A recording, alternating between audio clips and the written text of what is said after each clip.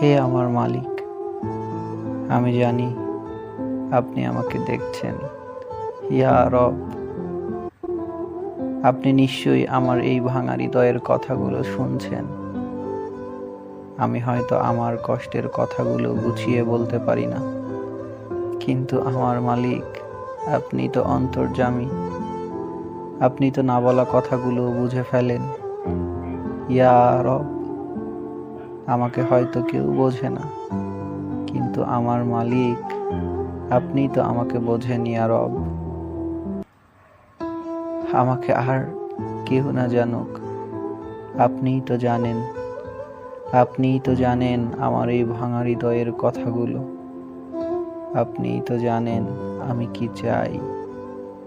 আর কারো কাছে কিছু চাই না আমার মালিক। আমার সব চাওয়া তো আপনারই কাছে। ইয়া রব, ইয়া রব, আমি তো আপনার কাছেই চাই। ইয়া রব, কত গুনাহ করেছি, কত অন্যায় করেছি। ইয়া রব, তবুও আপনি আমাকে একা ছেড়ে দেননি। তবুও আপনি আমার রিজিক বন্ধ করেননি। প্রতিটা মুহূর্তে আপনি আমার পাশে ছিলেন। আমি হয়তো বেশি কিছু বুঝি না, কিন্তু আমার মালিক, আমি এটা বুঝি, আপনি ব্যতীত আমাকে নিঃস্বার্থভাবে আর কেউ ভালোবাসে না।